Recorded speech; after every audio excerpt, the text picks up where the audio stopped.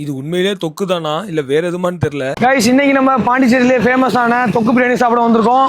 அங்க பார்க்கலாம். நாங்க ரீசெண்டா பாண்டிச்சேரி போயிருந்தப்போ பாண்டிச்சேரியிலே ஃபேமஸான தொக்கு பிரியாணி அப்படின்னு எல்லாரும் சொன்னாங்க. சோ அதை ட்ரை பண்ணிட்டு வந்துடலாமே அப்படின்னு சொல்லிட்டு நாங்க போனோம். இந்த ஹோட்டல் நேம் வந்து ஹோட்டல் ஜீவசந்தியா. வந்து மொத்தம் 5 பேர் ஆளுக்கு ஒரு பிளேட் தொக்கு பிரியாணியை சொல்லியாச்சு. டேஸ்ட் எல்லாம் என்னமோ நல்லா இருந்துச்சுன்னே வச்சுக்கோங்க. இதோட பிரைஸ் என்னமோ 150 rupees. 150 rupeesக்கு அந்த டேஸ்ட் எனக்கு ஓகேன்னு தான் ஃபீல் ஆச்சு. டேஸ்ட் எல்லாம் நல்லா தான் இருந்துச்சு. எதுல இவங்க என்ன பிரச்சனை அப்படின்னா இவங்க கொடுத்த இந்த தொக்கு தான். இவ்வளவு ரெட்டா ஒரு தொக்கு இருக்கணும்னா அது எந்த லெவலுக்கு ஸ்பைஸா இருக்கணும்னு யோசிச்சு பாருங்க. அந்த லெவலுக்கு ஒரு ஸ்பைஸா இருக்கும்னு நினைச்சு நான் ஃபர்ஸ்ட் வாய் வைக்கிறேன். அதுல உரப்பே இல்ல. அதுக்கப்புறம் தான் தெரிஞ்சு அது உண்மையிலேயே அது உள்ள போட்டிருக்கிறது வந்து மிளகாத்தூளோ இல்ல வேற எதுவும் ஸ்பைஸுக்காக ஆட் பண்ணது இல்ல. அது எல்லாம் கலர் பவுடர் அப்படின்னு. என்னோட 2 ஃப்ரெண்ட்ஸ் லோக்கல் ஃப்ரெண்ட்ஸ் அங்க உள்ள பாண்டிச்சேரி ஃப்ரெண்ட்ஸ் வந்து அந்த டைம்ல எங்க கூட ஜாயின் ஆகல. நாங்க ரிட்டர்ன் ரூமுக்கு போனதுக்கு அப்புறம் தான் எங்க கூட வந்து பேசினானுங்க. ஏன் அங்க போய் சாப்பிட்டு வயிற்று ஏன் கெடுத்துக்கிட்டீங்க அப்படின்னு சொல்லி தான் முத வார்த்தையே ஆரம்பிச்சானுங்க. எல்லாருமே ஓப்பனா நான் இதை மனசுல வச்சுக்கிட்டு நான் வரேன். வந்தோடனே அவன் என்கிட்ட கேட்டான் கையில கலர் ஒட்டுனுச்சா, அது எல்லாமே கலர் பவுடர் அப்படின்னு. சோ அதனால பாண்டிச்சேரி வந்தீங்கன்னா ட்ரை பண்ணுங்கன்னா சொல்ல மாட்டேன். உங்களுக்கு தைரியம் இருந்தா போய் வேணா சாப்பிட்டு பார்த்துட்டு